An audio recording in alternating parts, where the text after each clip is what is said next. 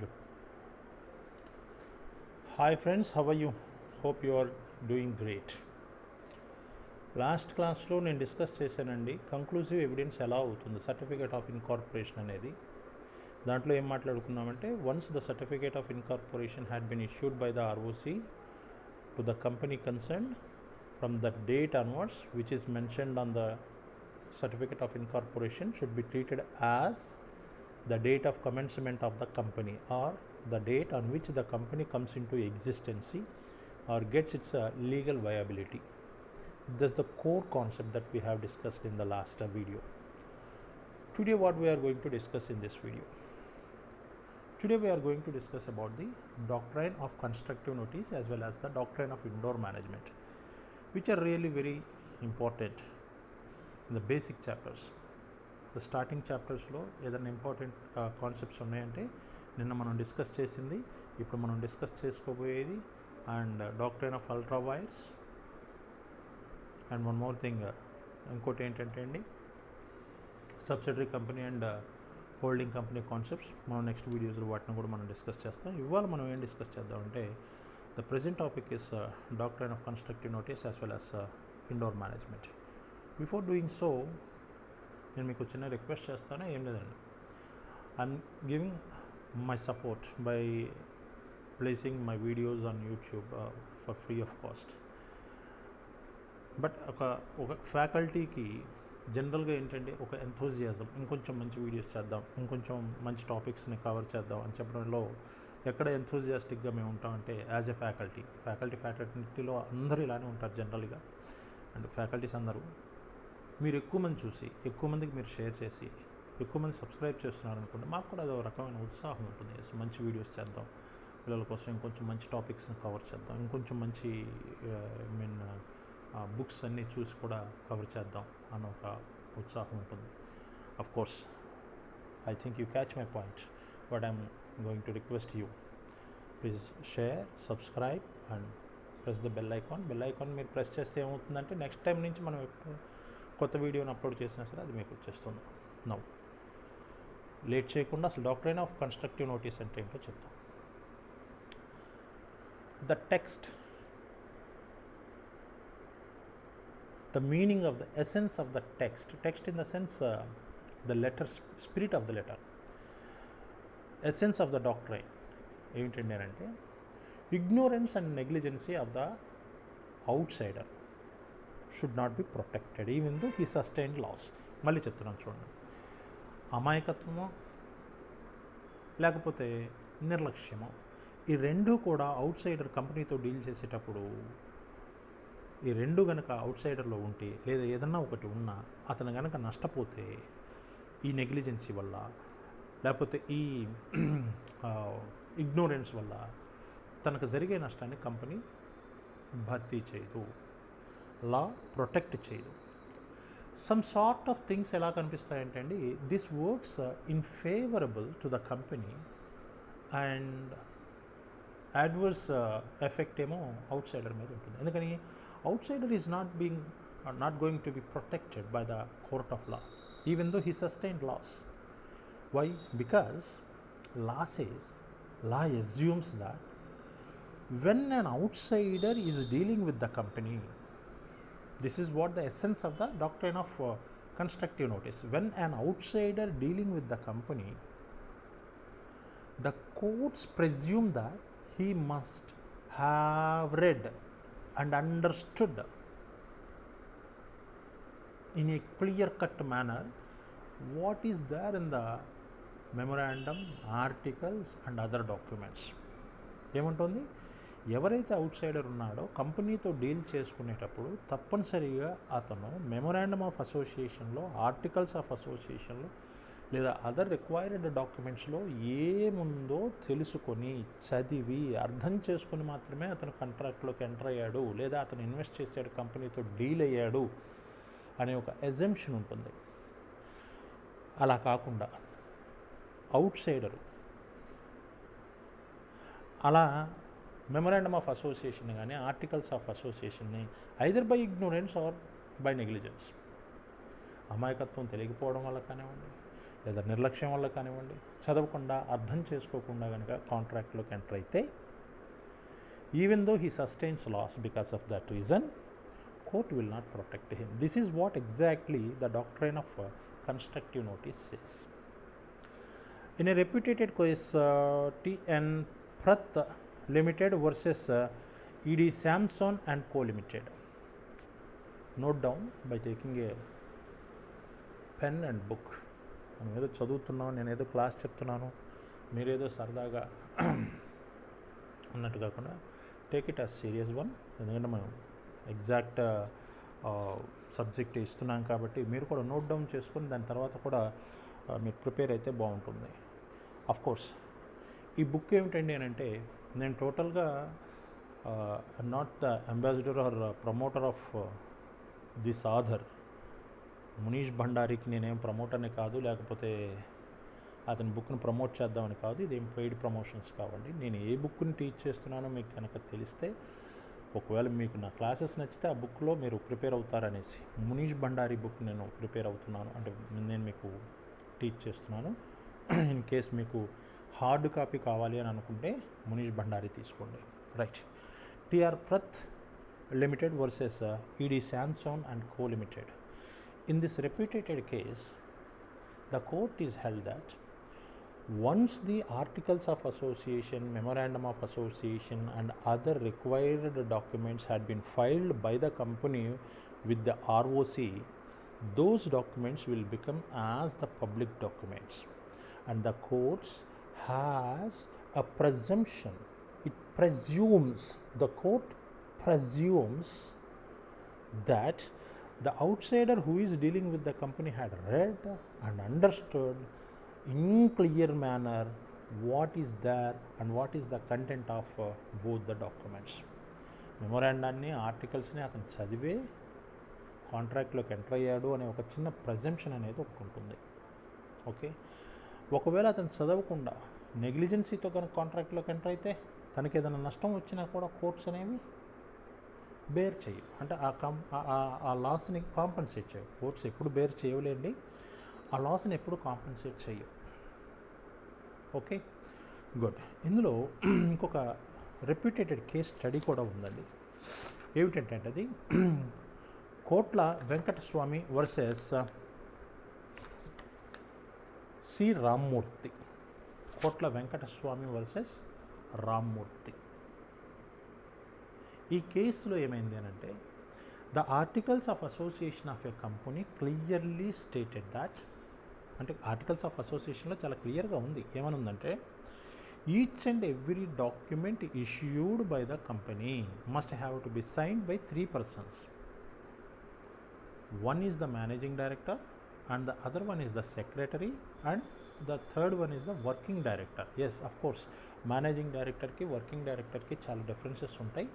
We will discuss in the later stage the topic of board of the directors. Most probably CA ఇంటర్లో cover అవ్వలేదు అనుకుంటున్నాను. Cover అయ్యి ఉంటే ఏదో కొంచెం మాత్రమే కవర్ అవుతుంది బోర్డ్ ఆఫ్ ద డైరెక్టర్స్కి సంబంధించి. ఆ టాపిక్ అక్కడికి వచ్చినప్పుడు మనం మాట్లాడుకుందాం. ఇప్పుడు ప్రస్తుతం ఏంటంటే ఈ కేసులో ఏమైంది, ప్రతి డాక్యుమెంట్ మీద 3 సైన్ చేయాలి, ఎండి, సెక్రటరీ అండ్ వర్కింగ్ డైరెక్టర్ అని ఆర్టికల్స్లో ఉంది. ద ప్లెయింటిఫ్ అంటే కేసు ఎవరైతే వేశారో లీగల్ టెర్మినాలజీలో ప్లెయింటిఫ్ అని కానీ పిటిషనర్ అని కానీ అంటాము. ఏమంటామండి? ప్లెయింటిఫ్ అని కానీ పిటిషనర్ అని కానీ అంటాం. The petitioner here arguing that are accepted a deed signed by only 2 persons. One is the secretary and the other one is the working director. ఇక్కడ ఏం జరిగిందండి, ఈ ప్లెయింటిఫ్ ఏం చేశాడు, కంపెనీ ఇష్యూ చేసిన ఒక డీడ్ని యాక్సెప్ట్ చేశాడు. ఆ డీడ్లో ఎవరెవరు సైన్ చేస్తున్నారంటండి, ఒకరు కంపెనీ సెక్రటరీ సైన్ చేశారు, రెండో వాళ్ళు వర్కింగ్ డైరెక్టర్ సైన్ చేశారు. ఎవరు సైన్ మిస్ అయింది, ఎండి సైన్ మిస్ అయింది. Later on the plaintiff here deposited the same deed for the recovery of his money or performance of the contractual obligation on the company. కంపెనీకి ఏదైతే obligation ఉందో దాన్ని perform చేయమని, డబ్బే కావచ్చు ఇంకేదన్నా కావచ్చు, ప్లెయింటిఫ్ అడిగితే కంపెనీ డినై చేసింది. we are not supposed to discharge this obligation from the company because each and every document must have to be signed by 3 persons. That too managing director signature is missing here. ఇందులో managing director signature miss అయింది కాబట్టి మేము ఈ కాంట్రాక్ట్ని perform చేయమని. Then the plaintiff moved to the court of law, filed a case against the company for the performance. The court is also held that Mr. Plaintiff, here in this case, yes, we agree that you sustained loss. ఏమంటుంది? అయ్యా నీకు నష్టమే వచ్చింది, నీకు కష్టమే కలిగింది. Even then the ignorance, the negligence on the part of that person should not be covered, protected, compensated by the courts because you behaved negligently, because you have acted negligently. You didn't read the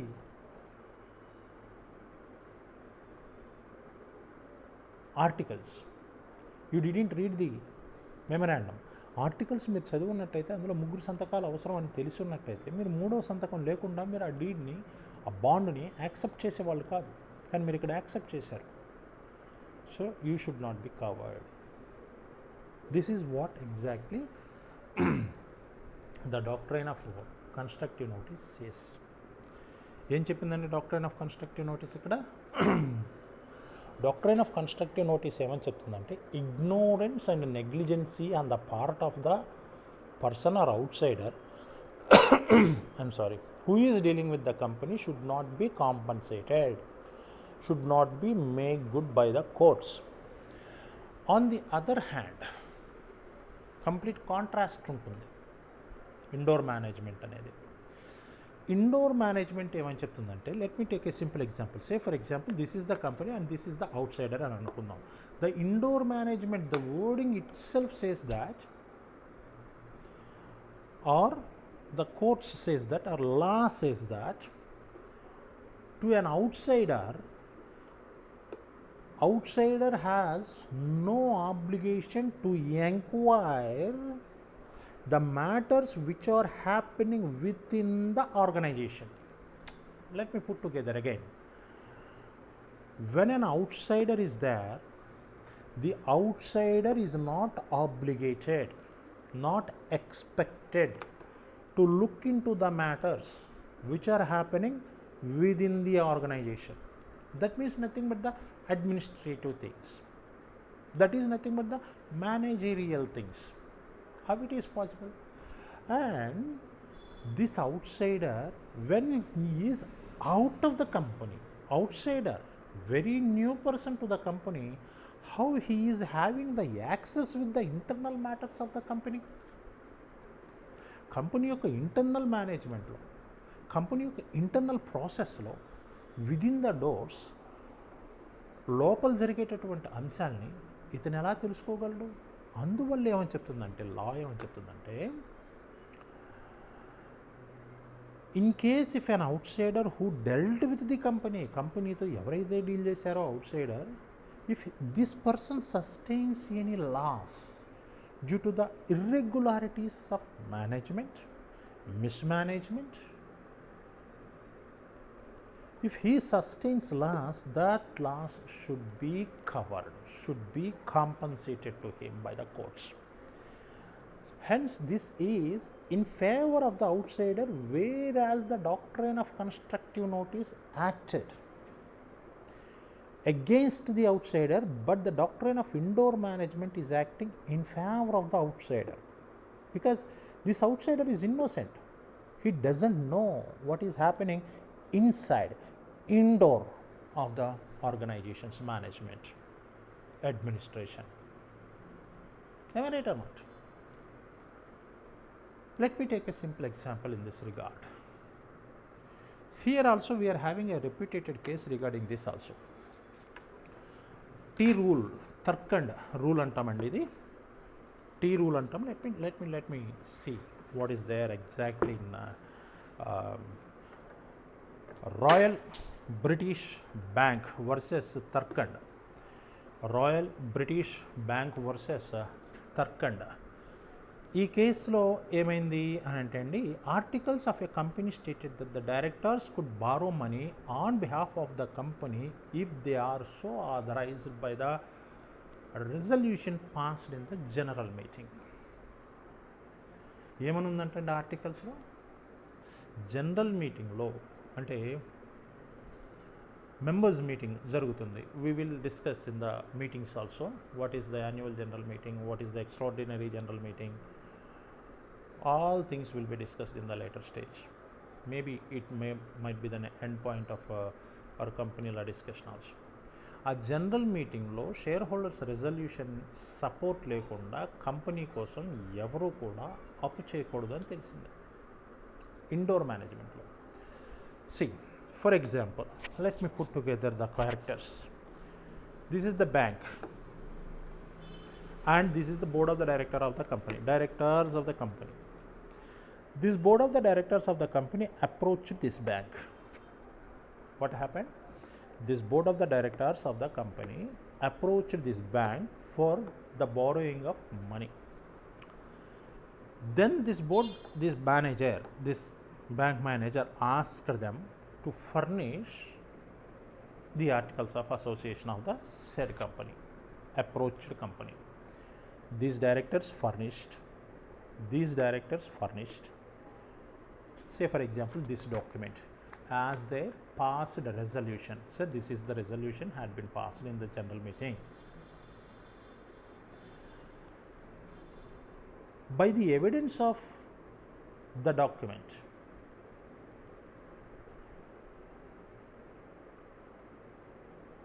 by the resolution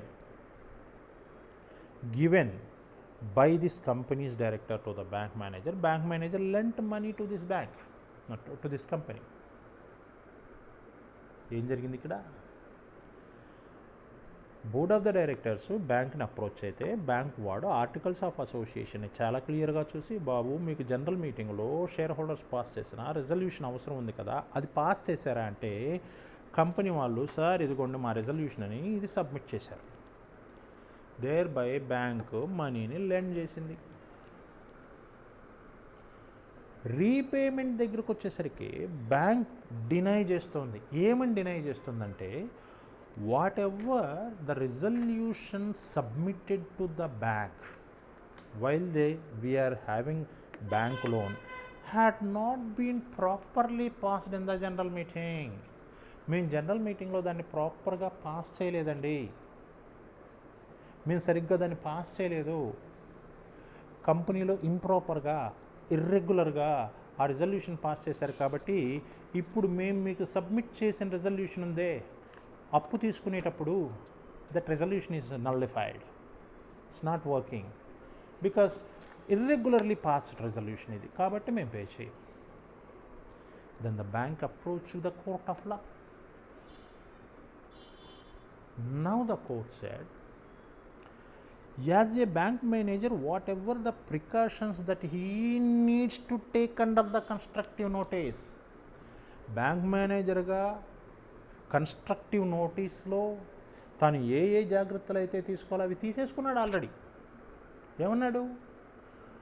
articles of association constructive notice చదవమంటుంది, చదివాడు. Articles of అసోసియేషన్లో ఉంది resolution pass చేసి ఉండాలి అన్నారు. General మీటింగ్లో resolution pass చేశారా అని అడిగారు. వీళ్ళు రెజల్యూషన్ పాస్ చేసామండి ఇదేనండి అని సబ్మిట్ చేశారు. ఈ రెజల్యూషన్ ప్రాపర్గా పాస్ అయిందా, ఇంప్రాపర్గా పాస్ అయిందా, మేనేజ్మెంట్లో ఇర్రెగ్యులారిటీ ఏమన్నా ఉందా, అసలు జనరల్ మీటింగ్ని సరిగ్గా కాల్ఫర్ చేశారా లేదా, ఇవన్నీ బ్యాంక్ మేనేజర్కి అర్థమవుతుందా? Because bank manager is an outsider having no access, no key to look into the internal matters or internal managerial process of a company. Am I right or not? Hence, the court is held that company is obligated, liable, must have to refund the money taken from the bank. It is not supposed to escape from its liability by saying that doctrine of constructive notice. The doctrine of constructive notice here is not applicable because the internal matters are not supposed to be examined investigated, known by the outsider, because he is not having access. This is what exactly the indoor management says. Now let me put together, summarize what do you mean by the indoor management.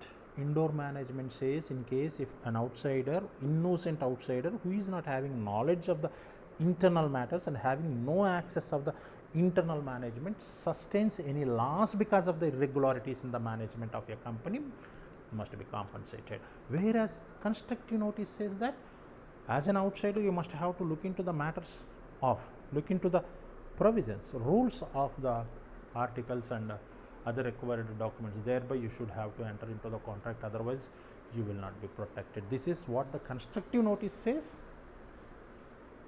In the contrary, indoor management says otherwise. Now I do want to drag on the issue more. Let me put together, there are a few of exemptions also there for the indoor management. What are those exemptions?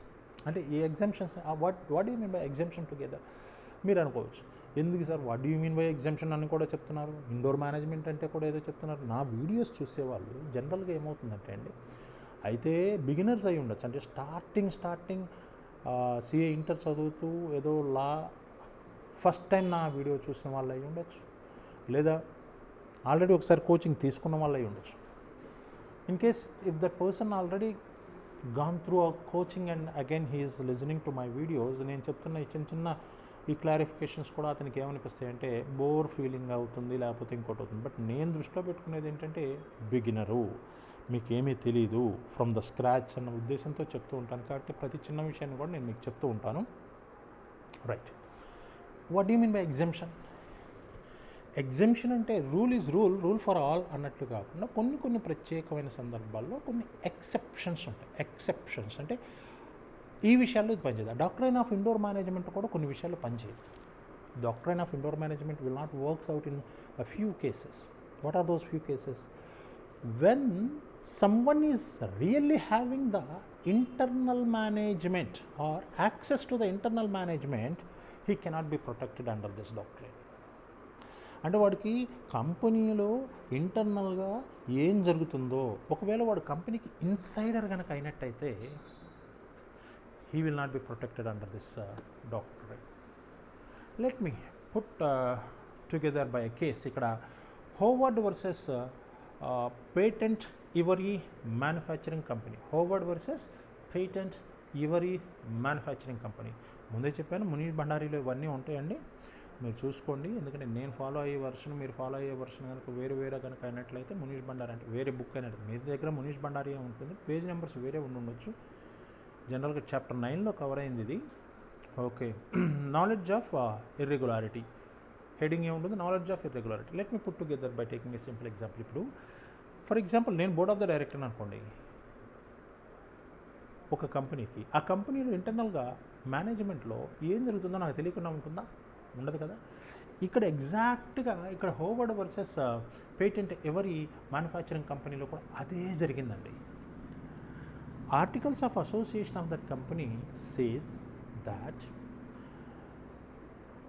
the outsiders are not allowed to lend money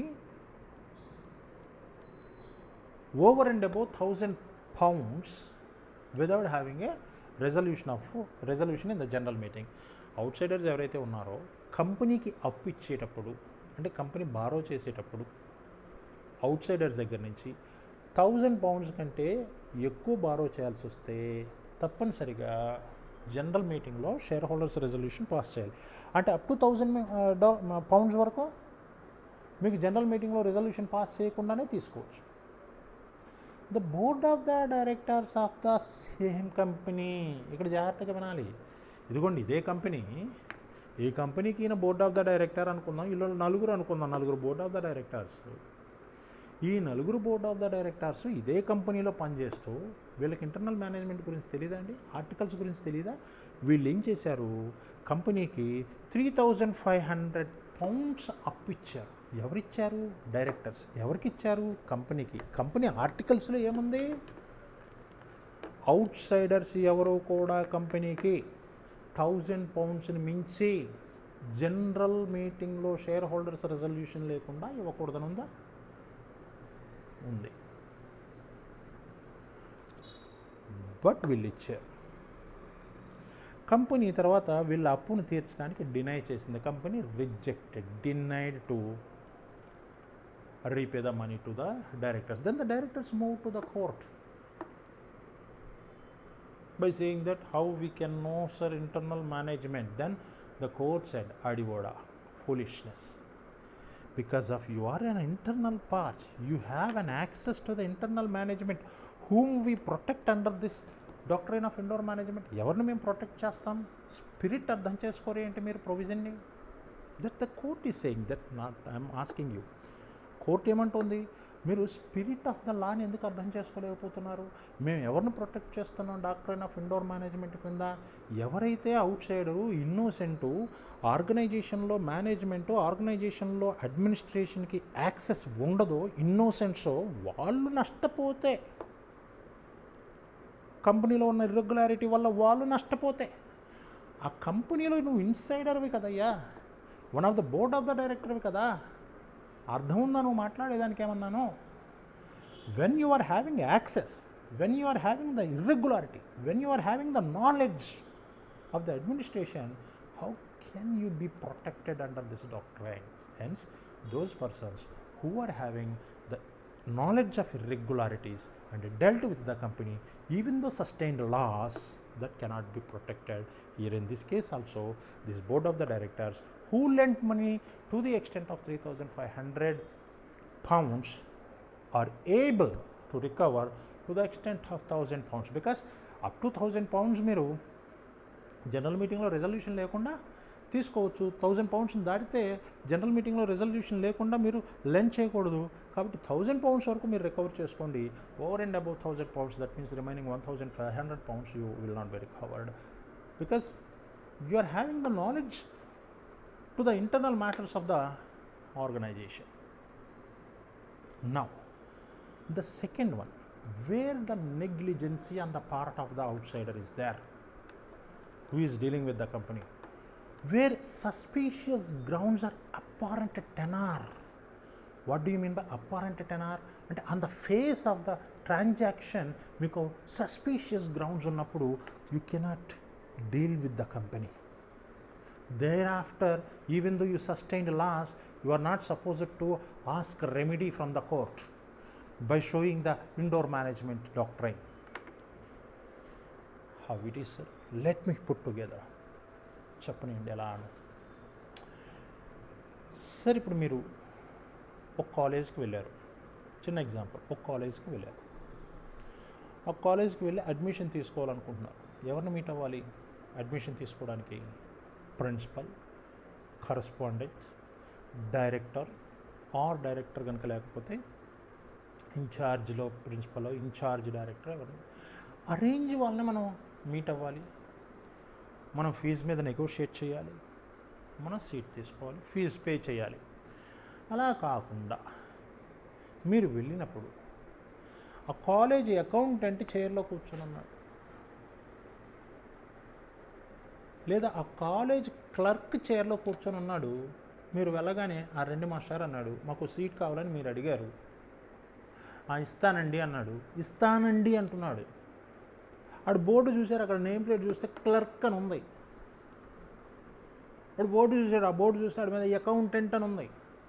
oh accountant ఆర్గనైజేషన్లో ఓ డైరెక్టరో, ప్రిన్సిపలో, కరస్పాండెంటో నిర్ణయించాల్సిన seat, fee నిర్ణయించే హక్కు వీడికి ఉంటుందా ఉండదని common sense, suspicious అనుమానం మీకు ఉండద్దా అండి? ఉన్నాయా లేవా? అరే ఒక అకౌంటెంట్ ఎట్లా డిసైడ్ చేస్తాడు సీట్ ఇవ్వడం ఇవ్వకపోవడమా? ఒక అకౌంటెంట్ ఎలా డిసైడ్ చేస్తాడు ఫీజు ఎంత అనేది? ఒక క్లర్క్ ఎలా డిసైడ్ చేస్తాడు? ఒక ప్రిన్సిపల్ లేకపోతే కరస్పాండెంట్ డిసైడ్ చేయాల్సిన ఇష్యూస్ని అనేది మీకు అర్థం అవ్వాలి కదా. అలా అర్థం అవ్వకుండా సస్పీషియస్ గ్రౌండ్స్ ఉన్నా కూడా వెళ్ళిపోయి వాడికి ఫీజు కట్టేసి, ఎవరికి ఆ క్లర్క్కో లేకపోతే అటెండర్కో లేకపోతే అకౌంటెంట్కో డబ్బు కట్టేసి, ఆ తర్వాత అయ్యో పాపం నాకు తెలియదు నేనేం అయిపోయాను అని మీరు హడావుడి పడ్డా కూడా you will not be protected, because indoor మేనేజ్మెంట్ను మీరు కోట్ చేసిన కోర్ట్ ఏముంటుందంటే, sir apparent tenor on the face of the transaction it appears a suspicious ground. How an accountant is authorized to fix the fees and allot a seat? It should be the authority of a college principal or correspondent, or else ఒకవేళ కనుక వాళ్ళు బిజీగా ఉండి ఆ అకౌంటెంట్కి కనుక authority కనుక ఇచ్చినట్లయితే ఈ అకౌంటెంట్ ఎట్లా ఇస్తాడా సీట్ అని మీరు తనకి అథారిటీ ఉందో లేదో తెలుసుకోవాలి కదా. అలా తెలుసుకోకుండా నెగ్లిజెంట్గా వ్యవహరించి మీరు బిహేవ్ చేసి నాకు ఇండోర్ మేనేజ్మెంట్ క్రింద ప్రొటెక్షన్ ఇవ్వమంటే కుదురుతుందా? అవుద్దా? ఎస్, సేమ్ కేసు ఇక్కడ జరిగిందండి. ఏమిటండి కేసు అంటే, ఇది Anand Biharilal versus Dinchand company. Anand Biharilal versus Dinchand company. Same నేను ఏదైతే చెప్పాను అది. ఒక అకౌంటెంట్తో అవుట్ సైడర్ వచ్చి కంపెనీలో కూర్చున్న అకౌంటెంట్తో ఒక కంపెనీకి సంబంధించిన ప్రాపర్టీ యొక్క ట్రాన్సాక్షన్లో ఎంటర్ అవుతున్నాడండి. ఎవరు? ఒక అకౌంటెంట్తో ప్రాపర్టీ ట్రాన్సాక్షన్లోకి ఎంటర్ అవుతున్నాడు. చెప్పండి, వీడిది నిర్లక్ష్యం కాదా? నెగ్లిజెన్సీ కాదా? ఒక అకౌంటెంట్తో మనం ప్రాపర్టీని, కంపెనీకి సంబంధించిన ప్రాపర్టీని అమ్మే హక్కు ఒక అకౌంటెంట్కి ఉంటుందా? కంపెనీ యొక్క ప్రాపర్టీని సెల్ చేసేటటువంటి హక్కు ఒక అకౌంటెంట్కి ఉంటుందా? ఆలోచించద్దండి ఇతను. సో ఇండోర్ మేనేజ్మెంట్ క్రింద ఇక్కడ ఇది కవర్ అవ్వదు. Because you behaved నెగ్లిజెంట్లీ,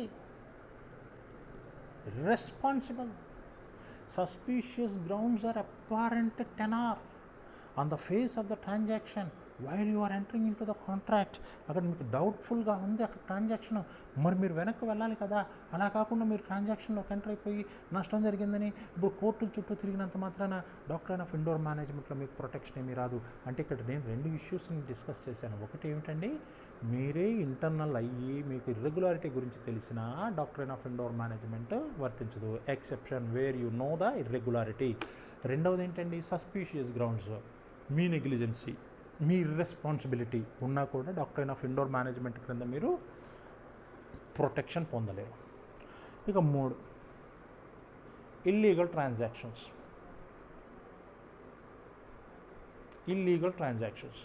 doctor of indoor management క్రింద ఇల్లీగల్ ట్రాన్సాక్షన్స్ కూడా కవర్ అవ్వవు. సింపుల్ ఎగ్జాంపుల్ తీసుకుందాం. What do you mean by illegal transaction? Illegal transaction means illegal transaction. ఇక్కడ మనం what we call it as Andhra Pradesh కానివ్వండి, తెలంగాణ కానివ్వండి, whatever in many states also gambling is prohibited game.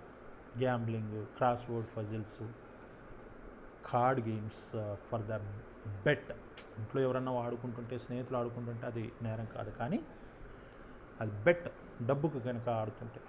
అలా కాకుండా ఒక కంపెనీ లేదా ఒక ఆర్గనైజేషన్ ఓ పేపర్ ప్రకటన చూశారు మీరు, ఓ లాటరీ తీస్తున్నామండి, ఆ లాటరీలో మీకు ఇన్ని డబ్బులు వస్తాయి అది ఇదని. లాటరీ టికెట్ కొన్నాడు, వాడేమో మోసం చేశాడు అని అనుకుందాం. ఇప్పుడు డాక్టర్ ఆఫ్ ఇండోర్ మేనేజ్మెంట్ క్రింద మీరు వెళ్ళి, అయ్యో ఆ కంపెనీ లాటరీ తీయకూడదని, లాటరీ ఆ కంపెనీ చేయకూడదని, అది ఇండోర్ మేనేజ్మెంట్ కదండి, నాకు తెలియదు కదండి, you cannot be protected. Why? Because company ఇక్కడ మీకు ఖచ్చితంగా లాటరీస్ని ఎంకరేజ్ చేస్తుందంటే అది ప్రొహిబిటెడ్ గేమో, ఇల్లీగల్ అని మీకు తెలుసు కదా. ఇల్లీగల్ ట్రాన్సాక్షన్స్కి, ఫర్బిడెన్ బై లా ట్రాన్సాక్షన్స్కి, ప్రొహిబిటెడ్ బై లా ట్రాన్సాక్షన్స్కి అండ్ ఫోర్జరీ ట్రాన్సాక్షన్స్కి కూడా డాక్టర్ ఆఫ్ ఇండోర్ మేనేజ్మెంట్ వర్తించదు.